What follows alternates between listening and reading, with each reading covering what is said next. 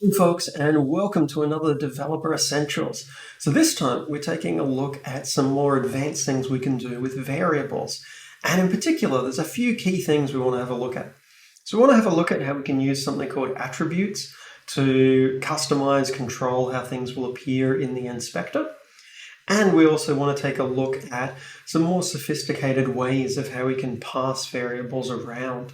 So we've already worked a little bit with out and ref parameters, but we want to kind of get an understanding of, what do those actually mean and how do we work with them? And we'll have a bit of a look at then working with our own sort of custom variables, of being able to have those appear in the inspector and be something that saves and loads with our level. So let's dive on in. So our scene doesn't look particularly fascinating or interesting, and that's because really our focus is all on this inspector over here, and I'm adding in extra things for it. So I'm just going to add in a cube so it looks a little less boring. And we're going to set up a folder for our scripts. And so we will set up here. First, we want to look at things on the inspector side. So inspector demo. So what we're going to be using with this is we're making use of something called attributes. It's a feature in C#. You can apply an attribute to a variable, to a function, to a class, and it allows you to give it additional properties. So for example, I might have something where, okay, I have public float intensity. And if I go to the inspector, then once I've attached it onto the cube, we know what we expect to see. We expect to see a box that has a number in it, and then I can change that. I can type in another value. I can also, we can see as I position the mouse next to it, the scrubbers appear, and so I can scroll that around. And that's cool. But if this had a particular range, if I know that this variable is only going to be within, say, a 0 to 10 range, I can actually lock it to that. So I can set up here an attribute. So attributes always go in square brackets. So we can say range, and I can give it the min and max. So it might be from 0 to 10. So attributes apply only to the thing immediately after it. So what I'll see with that is this will change, and then now I will actually have, I can still manually type in a value, but I also just have a handy little slider which immediately gives me a visual cueing of here's the actual permitted range. So nice easy thing to set up for it. If I have a lot of different variables, I might want to group them, and I can do that. So I can set up, well, header intensity control, and we might have another one, debug options, and we're going to use another attribute with this that we've already seen, serialize field. So serialize field allows me to take a variable that might be, that I don't want to be public, so I don't want it to be accessible outside of the class, but I still want its settings to save with the actual object.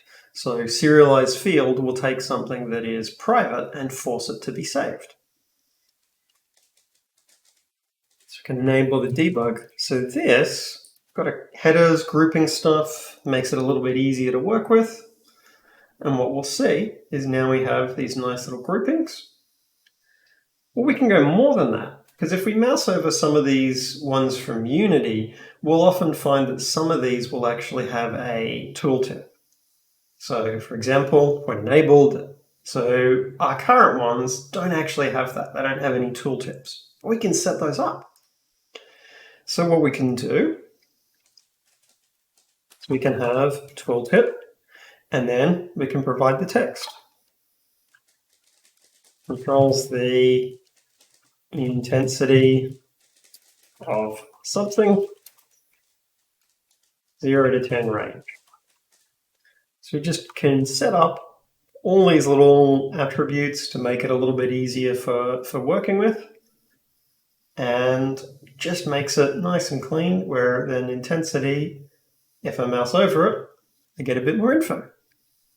So really helpful things for making it that we have better control over what's sort of happening. And we have a lot of different ones. And I'll put a link in the description below to where you can find the details of various attributes there. So the ones that are built in there within Unity.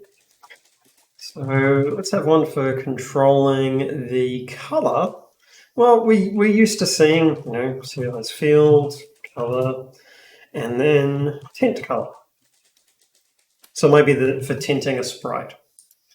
So we'll see this will appear and it will look, the way that we're familiar with, where, yep, we can customize it. But depending upon what you've used before, you may have seen versions of this that have another control down below for setting HDR versions of colors. And so we actually have, what we can do is color usage. And this has a couple of different things.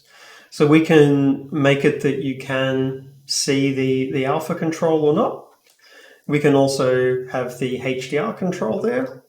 And we can also go all in and then be able to control things like the brightness, exposure values, stuff like that.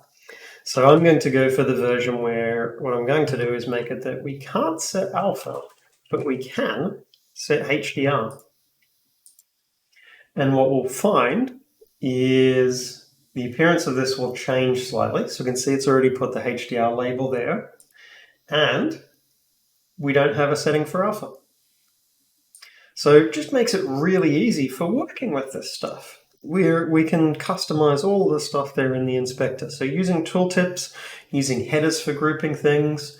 So we can get a lot of value there in making it much more usable without having to get there and set up a custom inspector. Because setting up a custom inspector is something that I will do a tutorial on, but it is a bunch of work, and there's a lot of things we can get very cheaply, very easily, just by using these attributes. So really handy, makes it a lot easier for working with. Now, we could also set up other things that you're using attributes. So you can use attributes to make chunks of your code run in the editor. So make an update function that runs in the editor. We won't look at those at this stage, but those are the additional things that you can do there with those attributes. So, okay, that's cool. We can control how stuff displays. We want to do more. Because I said that, there's stuff we can do in terms of how we pass information around and looking a little bit more at out and ref parameters. So let's take a look at that. So this is going to be the argument demo, because we've used out. If you've worked with raycasts, you'll have seen using out for being able to get the hit information out of it. How does that work with our own stuff though? And what's actually the difference there with out and ref? So what I'm going to do is I'm going to set up a couple of things. So I'm going to call this argument data. It's an arbitrary one, just so that we've got something we can be working with. So I want to let's set up the ways that I want to be able to use this first. So I want to have argument data1, and then I want to perform action out data1. So that's one scenario. Then I want to have argument data2, perform action ref. And we just want to see how these actually behave. So we'll set up our perform action functions. So perform action out, argument data. And then we have perform action ref, argument data. So the errors we're getting are important, and the errors actually indicate the difference between the two of these. So you will notice, if we look at the functions themselves first. Out is getting grumpy at us because we haven't assigned to it. So with out, when something is passed in as an out parameter to a function, that function has the responsibility of creating that variable. So our function must do this. As we could see, we were getting errors that would actually mean our code would not even compile. So an out function must initialize the variable.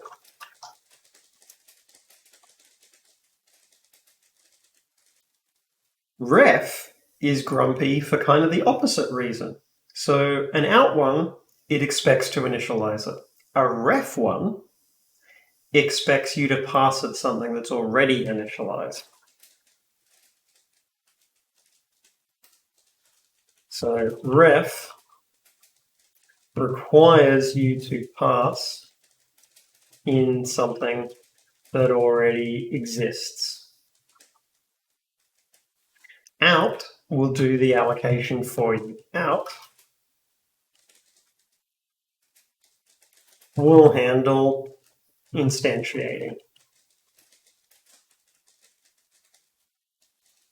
So different functions there that they serve. And that's why I like with the raycast. So when you pass in the variable to performing a raycast, you pass in something that's uninitialized, and the actual act of performing the raycast initializes it.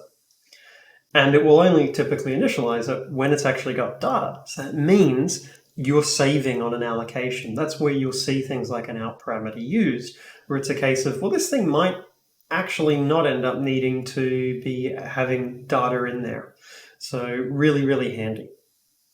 So, okay, that's with classes. We know classes kind of behave a little bit differently. What if we did integers?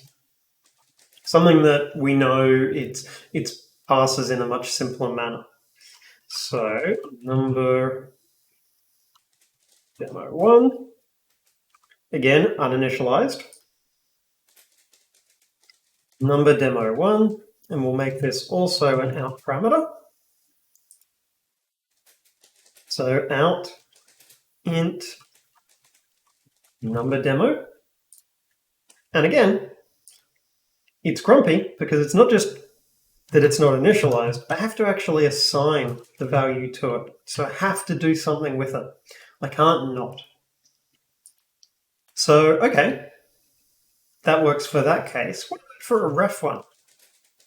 Number demo 2. And let's see if it follows the same requirement. So ref int number demo, and we'll see, yes. So it's enforcing it has to be initialized. So anytime we're passing something in via ref, we must make sure it exists first. We have to allocate it, assign to it. It has to be a concrete thing that has actually been used and worked with and is actually going to be usable. So data that comes into a ref, as a ref parameter, that function will assume, it has to be able to assume that that already exists. Whereas with out, it's going to assume that it doesn't and is going to have to create it. With out, even if I got here and said, okay, well, let's make this a new argument data, it's going to get stomped over. Doing that does not get me out of being able to actually assign it here. I still have to assign it. Now, maybe we could try, what if I just change a parameter?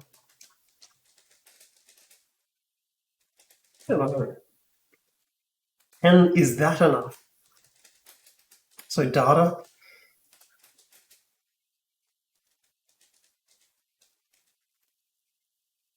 And we can see that even that's actually not enough. We have to concretely instantiate that class first. So anything that's an out parameter is always going to get initialized. So we have to actually always set it to something within the out function.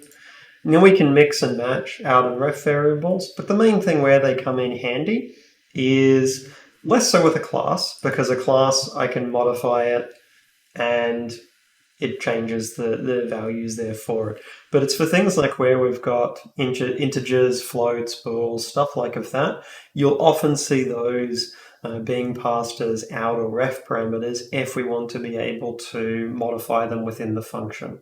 So for example, you'll see quite a common thing if you're loading data is try get style functions, where it will try and retrieve something, and if it does, it stores it in the variable, otherwise it returns false. So it gives us a way of just retrieving something, but also providing back information on whether that retrieval succeeded or failed.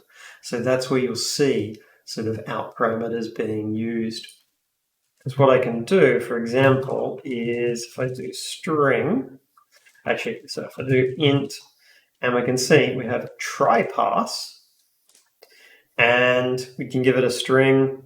So we have different versions of this, but they all, the out is used for the result. So 53, out, parse number.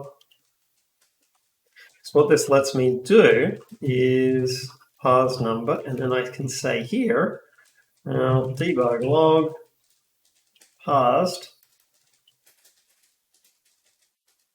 So this is a common example where you'll see out parameters used when we're trying to extract information, because it lets us return something to indicate success or failure, and then we can still pass the value back. There is a other version of this, which is just an int parse. What will happen with this one is rather than it indicating success or failure directly, it will actually throw an exception. So that's what you'll generally see. Try-pass versions will give you back a true or false, indicating if it worked or not, whereas otherwise it will throw an exception. So out parameters are a way that just lets us work with that a lot more neatly. And to get that immediate context of whether it succeeded or failed. Because if we were throwing exceptions, we could catch them, so you can use try catch blocks, but exceptions really change how your code gets processed when they fire. So we want to try and, usually for something like parsing data, we want to use try parsing methods so we can actually give direct feedback to the user of, hey, this particular thing in this location was broken. I expected to find a number, but I found this thing instead. So important to just be using things like of this for scenarios like of that. Try parse versions just make it a lot easier. So versions always use out parameters. So, okay, out and ref parameters, they won't be things you'll be working with a lot from the setting up side, but you might use them if you're doing stuff where it is parsing data or things like of that, or your own setup for performing raycasts. You could be using out or ref parameters there. Out parameters tend to be more commonly used than ref ones. Just remember our rules there, where an out parameter, the function must initialize it. It won't compile unless it does. And with a ref one, you must pass it initialized data. Otherwise, again, it won't compile. So different purposes, but out tends to be the more commonly used one. You can mix and match ones. You can have a function that has out parameters and ref parameters and regular parameters. That's entirely fine. There's nothing there that's sort of requiring you to only use one particular set of ones or a constrained set of ones. You can mix. So, okay, we've got stuff with our demos. We've got this. We will link up our code, make sure that it's happy. So we can see, yep, code fully compiles, which is what we would expect. We should see the output from doing the try parse, which it did, even with my typo. So, okay, we've seen how we can use attributes for controlling the appearance of variables in the inspector. Seen how we can use out and ref for being able to pass in things like an integer and modify it, which we normally wouldn't be able to do. Normally you pass an integer or a bool or a float into a function. You can modify it within that function, but it doesn't change that original one. Classes they do, so you don't often see classes passed as sort of ref parameters because it's actually kind of redundant because it has to already exist. it already behaves in a way where we can modify it. So you don't often see classes passed as ref, but things like integers, floats, bools, absolutely. So we've seen that. There's one other final thing we want to take a look at, and that is when we have our own custom classes that we want to have serialized, how does that work? So what I'm going to do is I'm going to set up custom data demo. And the idea behind this is, we've seen with inspectors, we've got inspectors that are containing just simple bits of data. They're containing ints, floats, stuff like that. We've seen ones with containing lists of things. What about we go a step further? And if I want to have something like this, where class config data, and this might have something like a volume level. And I might want that to be something that's there in the inspector. So I know I need to make that serialize field, config data, config. So handy to be able to have our own classes, but then edit those in the inspector. So let's see, how does that work? Do we see the particular object? And what we'll notice is we can't see it yet. If we made it serialized field, if this was a float or a bool, that would work. When we're dealing with a custom class, we actually have to use another attribute to tell Unity that this particular class is serializable. So this is a requirement. We have to tell it that it's serializable. And what we'll see then when this happens is our class now appears here. And this is the way they'll appear, as something that's indented like that. So really handy. We can then also have lists of those. So we'll have a list config data configurations. And then let's take a look and see how that appears. So configurations, well, it's empty. And we can add things in, and we get to see we've got the different entries. And in the newer versions of Unity, like this one, we can also just reorder by dragging around. That's a built-in thing that's supported there when we're using lists. So that's really cool. We've got lists working. Well, what about dictionaries? String, int, and health lookups. Let's see what happens with this. Because what we'll find is it doesn't appear. So dictionaries are not something that can be serialized. A dictionary will not, by default, serialize in Unity. If we want to actually serialize dictionaries, then we need to do manual work there. Typically what we're needing to do is we could store a list of our keys and a list of our values. Those will serialize because they're a list, and then we could do a custom inspector that presents that differently. So it's a bunch of extra work that we need to be doing there for it. There are add-ons you can get for Unity. They're generally paid add-ons that will allow you to serialize dictionaries. But without that, by default, there's not built-in support there for dictionaries, and you need to actually manually go in and save the keys and the values and then reconstruct it.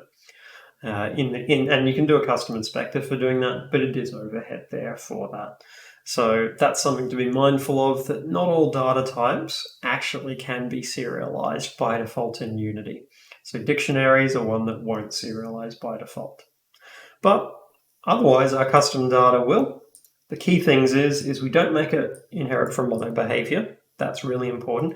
Mono behavior brings along a lot of extra stuff, and a mono behavior implies certain expectations as well. So it implies expectations there, like that there is a transform, that it's there and able to be active in the hierarchy. There's a lot of extra overhead with it. Things like start and update.